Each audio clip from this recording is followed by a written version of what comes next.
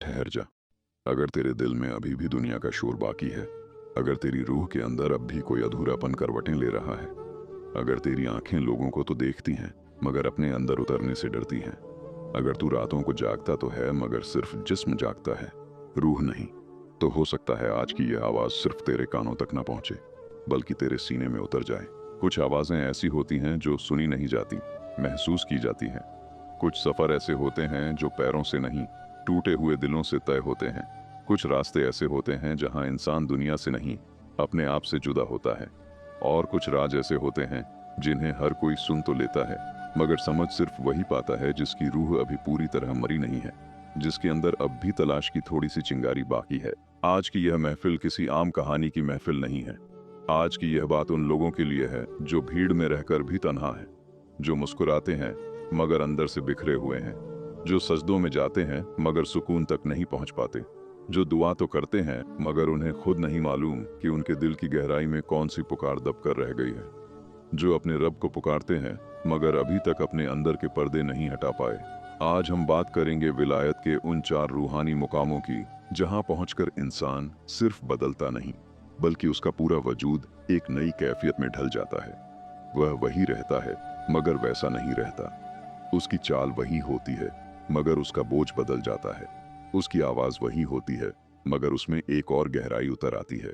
उसकी आंखें वही होती हैं मगर देखने का ढंग बदल जाता है। उसका दिल वही होता है मगर अब उसमें दुनिया नहीं, एक और रोशनी बसने लगती है। अगर तू तैयार है अपने नफ्स से लड़ने के लिए, अपने दिल को जगाने के लिए, अपनी नजर को पाक करने के लिए, अपनी चाहतों को तौलने के लिए, अपनी मैं को तोड़ने के लिए, अपने अहंकार को राख करने के लिए और अपने रब के सामने सच्चे मायनों में झुकने के लिए, तो फिर इस सफर में मेरे साथ चल। क्योंकि जो बात अब शुरू होने जा रही है वो सिर्फ अल्फाज नहीं, रूह की दस्तक है। वो सिर्फ कहानी नहीं, अंदर की सोई हुई दुनिया को जगाने वाली पुकार है। और हो सकता है इस पुकार के बाद तू फिर वैसा ना रहे जैसा अभी है। शुरुआत। रूहानियत का दरवाजा कहाँ खुलता है? रूहानियत का रास्ता करामात से शुरू नहीं होता, यह रास्ता टूटने से शुरू होता है। यह रास्ता तब खुलता है जब इंसान दुनिया को पकड़ना छोड़कर अपने रब की तरफ लौटना शुरू करता है। यह रास्ता तब खुलता है जब दिल यह मान ले कि दुनिया ने जो दिया वह पूरा नहीं था। नाम मिला, सुकून नहीं, रिश्ते मिले, अपनापन नहीं, मकसद मिले, तसल्ली नहीं, लोग मिले लेकिन खुद से मुलाकात नहीं हुई। बहुत से लोग रूहानी ताकत चाहते हैं। कोई चाहता है उसकी दुआ में असर हो, कोई चाहता है उसके दिल से पर्दे उठ जाएं, कोई चाहता है उसे ऐसा नूर मिल जाए जो उसके अंदर की वीरानी को रोशन कर दे, कोई चाहता है कि उसे वह कैफियत मिले जहां बैठकर इंसान को अपने मालिक का एहसास हो, कोई चाहता है उसका दिल साफ हो जाए, कोई चाहता है उसकी जिंदगी का अंधेरा किसी अनदेखी सुबह में बदल जाए। मगर सच ये है कि रूहानी बुलंदी बिना अंदरूनी सफाई के नहीं मिलती। जो अपने अंदर की गंदगी को नहीं धोता वो नूर की बातें तो कर सकता है मगर नूर को संभाल नहीं सकता। जो अपनी जुबान पर पहरा नहीं बिठा सकता वो दिल की दुनिया में उतरने का दावा कैसे कर सकता है?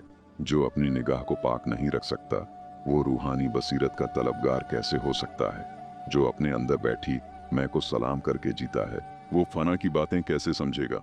रूहानियत किताबों का बोझ नहीं है, यह याद किए हुए लफ्जों का खेल नहीं है, यह बाहर की सजावट नहीं है, यह कपड़ों की सादगी या आवाज की नरमी का नाम भर नहीं है।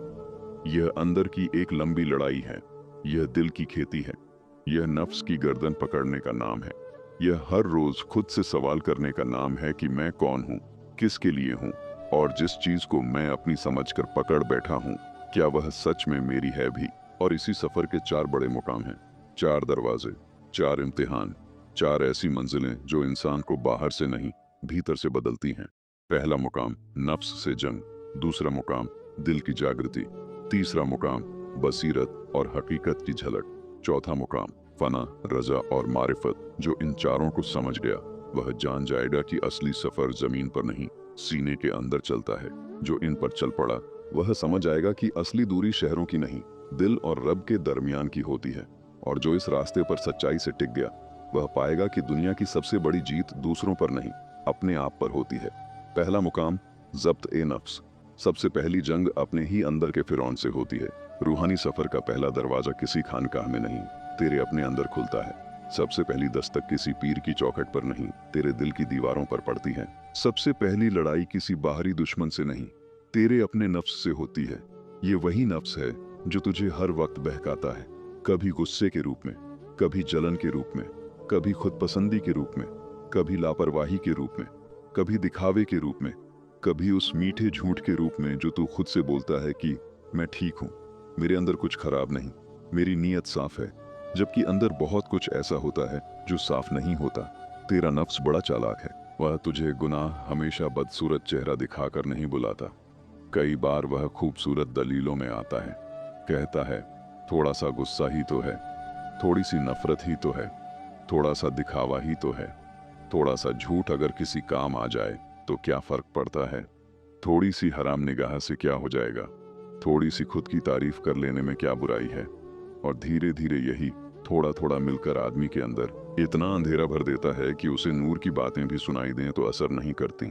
याद रख, जिस इंसान की जुबान उसके काबू में नहीं, जिसकी निगाहें बिखरी हुई हैं, जिसके ख्याल हर वक्त दुनियावी ख्वाहिशों में डूबे हैं, जिसका दिल हर पल किसी न किसी लालच का कैदी है, वो रूहानी ताकत का बोझ नहीं उठा सकता।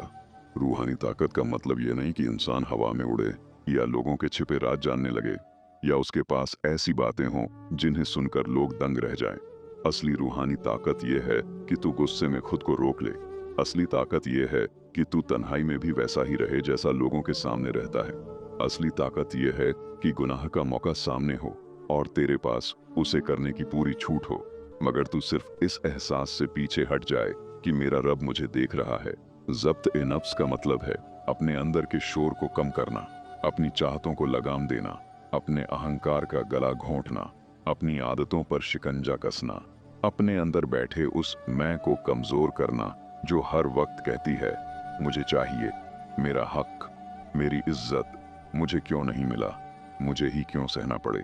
यही मैं तेरे और तेरे रब के बीच सबसे बड़ा पर्दा बनती है। पहला मुकाम बहुत कठिन है क्योंकि यहाँ तुझे किसी और को नहीं, खुद को काटना पड़ता है। तुझे अपनी उन आदतों को छोड़ना पड़ता है जिन्हें तू सालों से अपनी पहचान समझता आया है। तुझे अपनी उस झूठी शान को तोड़ना पड़ता है जो लोगों की नजरों में तो बड़ी लगती है मगर अपने रब की निगाह में कुछ भी नहीं।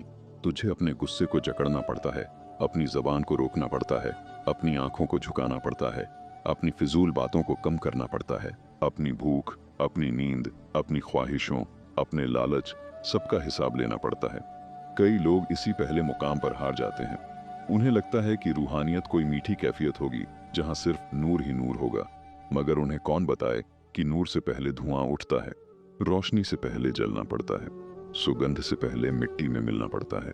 जिसने खुद को नहीं तोड़ा उसे जोड़ने वाली कोई शक्ति नहीं मिलती। सोच, जब तुझे कोई बुरा कह दे तो तेरे अंदर क्या उठता है? गुस्सा, बदला, नफरत, अपमान, या फिर यह एहसास कि शायद मेरा रब मुझे सब्र सिखाना चाहता है। जब दुनिया तुझसे कुछ छीन ले तो तेरे अंदर क्या उठता है? शिकायत, बेचैनी, या यह यकीन कि जो मेरा था ही नहीं उसके जाने पर मैं इतना बिखर क्यों रहा हूँ? पहले मुकाम की असली पहचान यह है कि इंसान अपने अंदर का हिसाब लेना शुरू कर देता है। वह दूसरों के दोष गिनना कम कर देता है, अपने दोष देखना शुरू कर देता है। वह लोगों की कमियां नहीं, अपनी कमजोरियां देखता है। वह दूसरों के गुनाहों पर हैरत नहीं करता, अपने गुनाहों पर शर्मिंदा होता है। वह अपनी तौबा को गहरा करता है, वह अपने अश्कों को सच्चा बनाता है। वह यह मान लेता है कि मैं अभी रास्ते पर हूँ, मंजिल पर नहीं। यही पहला चिराग है, यही पहली दस्तक है, यही वह जगह है जहाँ रूह धीरे धीरे करवट लेना शुरू करती है। जब एक इंसान अपने नफ्स को हराना शुरू करता है तो दुनिया उसे वही समझती रहती है, मगर उसके अंदर बहुत कुछ बदल रहा होता है। वह पहले जितना बोलता था अब उतना नहीं बोलता, पहले जितना भड़कता था अब उतना नहीं भड़कता, पहले जितना चाहता था कि लोग उसे समझें अब उतना जिद्दी नहीं रहता, पहले जितना हर छोटी बात पर टूट जाता था अब उतना कमजोर नहीं रहता। क्योंकि नफ्स का कम होना रूह का जागना है। और सुन, जिस दिन इंसान अपने गुस्से को निगल जाता है, अपनी जिद को सजदे में रख देता है, अपनी हराम चाहत से पीछे हट जाता है, अपनी झूठी इज्जत को मिट्टी में मिला देता है, उस दिन उसके अंदर वह पहली जगह खाली होती है जहां नूर उतर सकता है। पहले मुकाम का हासिल करामात नहीं, काबू है। नजर पर काबू, जुबान पर काबू, भूख पर काबू, गुस्से पर काबू, बदले की आग पर काबू, लालच पर काबू, दुनिया की चमक पर काबू, और सबसे बड़ी बात, अपनी मैं पर काबू। याद रख, जो खुद पर हुकूमत नहीं कर सकता वह किसी रूहानी बुलंदी का हकदार नहीं बनता, क्योंकि रूहानियत बिखरे हुए इंसान को नहीं, संभले हुए इंसान को थामी जाती है। और संभलना वहीं से शुरू होता है जहां नफ्स झुकता है। पहला मुकाम तुझे तोड़ता है, मगर तुझे खत्म करने के लिए नहीं, तुझे नया बनाने के लिए, तुझे अपमानित करने के लिए नहीं, तुझे पाक करने के लिए, तुझे खाली करने के लिए नहीं, तुझे सही चीज से भरने के लिए। जब यह मुकाम पूरा होने लगता है तो इंसान को महसूस होता है कि उसके अंदर की कुछ आग बुझ रही है और कुछ और रोशनी पकड़ रही है। अब वह पहले जितना भारी नहीं महसूस करता, उसकी रूह को थोड़ा सा हल्कापन मिलता है, उसकी आंखों में थोड़ी नरमी आती है, उसके सजदों में थोड़ी सच्चाई उतरती है, उसकी तौबा सिर्फ लफ्ज नहीं रहती, हालत बन जाती है। और तभी दूसरा दरवाजा खुलना शुरू होता है। दूसरा मुकाम, जिक्र ए कल्ब। जब जुबान नहीं, दिल पुकारना शुरू करता है। जब नफ्स की गर्द कुछ हटती है तो दिल के अंदर एक हल्की सी रोशनी जन्म लेती है। पहले वह बहुत कमजोर होती है, जैसे अंधेरे कमरे में दूर कहीं एक दिया रखा हो, मगर अगर इंसान अपने आप को संभाले रखे तो वही दिया धीरे धीरे उसकी पूरी अंदरूनी दुनिया को रोशन करने लगता है। दूसरा मुकाम यही है, जिक्र ए कल्ब, दिल का जिक्र। वह हालत जहां इंसान सिर्फ अल्फाज नहीं दोहराता, बल्कि उसका दिल उन अल्फाज का घर बन जाता है। जिक्र सिर्फ तस्बीह के दानों का घूमना नहीं है, जिक्र सिर्फ लफ्जों का रटना नहीं है, जिक्र सिर्फ आवाज की हरकत नहीं है। असली जिक्र वह है जो जुबान से उतरकर दिल में घर कर जाए, जो सांस के साथ आए और सांस के साथ जाए, जो हर धड़कन के पीछे धीमे धीमे बहता रहे, जो इंसान को दुनिया के बीच रहकर भी अपने रब से कटा हुआ महसूस न होने दे। सोच, दिल सिर्फ खून पहुंचाने के लिए नहीं बना, दिल इंसान की रूहानी दिशा का केंद्र है।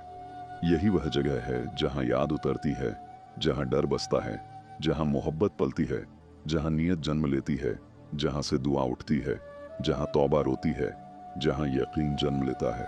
लेकिन अफसोस, अधिकतर दिल खाली नहीं होते, उनमें हजारों चीजें भरी होती हैं। कल की चिंता, लोगों की राय, अपमान का दर्द, मिलने की हवस, खोने का डर, बदले की आग, किसी की चाहत, किसी की नफरत, किसी की याद, किसी की चोट। और इन सब के शोर में मालिक की याद की आवाज दब जाती है। जिक्र ए कल्ब का मतलब है इस घर की सफाई। यह समझ लेना कि दिल का असली मालिक कौन है। यह पहचानना कि तेरी बेचैनी का असली कारण बाहर का शोर नहीं, अंदर की भीड़ है। जब अंदर बहुत कुछ बस जाता है तो मालिक की याद के लिए जगह नहीं बचती, और जब मालिक की याद नहीं बसती तो दिल चाहे लाख चीजें पाले, सुकून तक नहीं पहुंचता। इस मुकाम पर इंसान एक अजीब बदलाव महसूस करता है। वह पहले जितना बाहर नहीं भागता, उसे तन्हाई डराने के बजाय बुलाने लगती है। उसे खामोशी बोझ नहीं लगती, उसे रातें सिर्फ नींद के लिए नहीं, सोचने के लिए मिलने लगती हैं।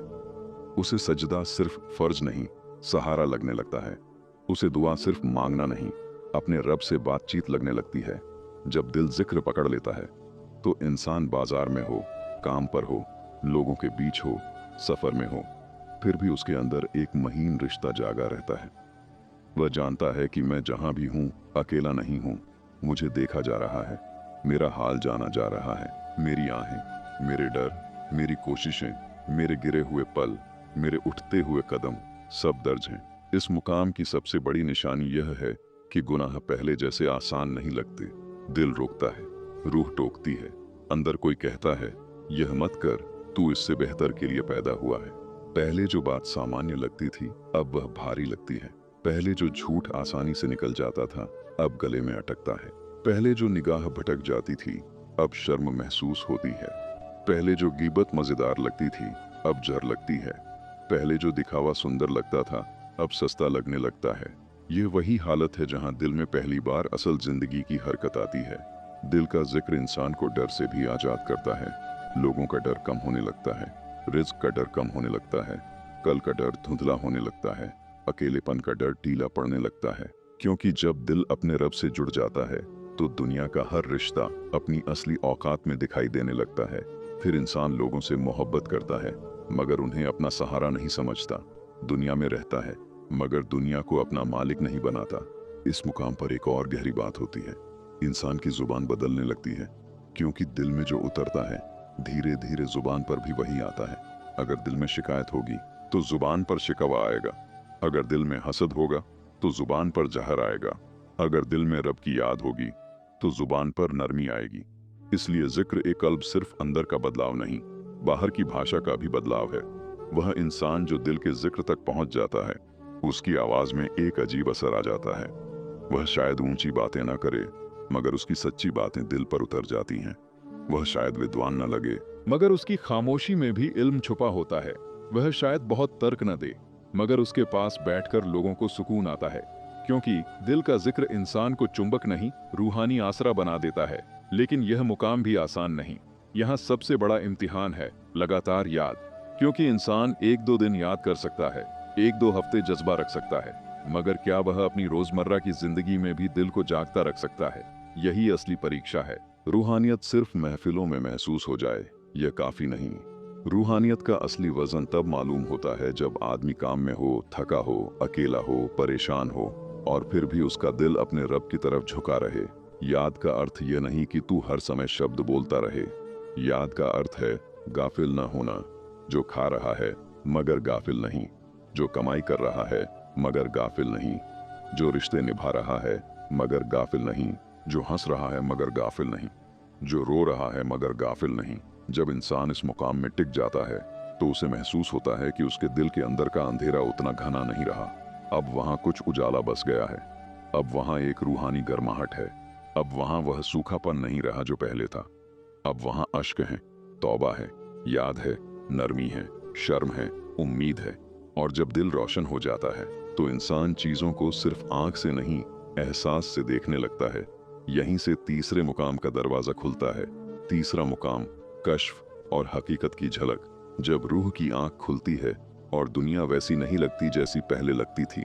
जब दिल याद से रोशन हो जाता है, जब नफ्स की गर्द कुछ कम हो जाती है, जब इंसान की रातें सिर्फ नींद की नहीं रह जाती, जब तौबा का पानी दिल की मिट्टी को नरम करने लगता है, तब उसके अंदर एक और अजीब कैफियत जन्म लेती है। अब वह चीजों को सिर्फ आंखों से नहीं देखता, बल्कि बसीरत से महसूस करने लगता है।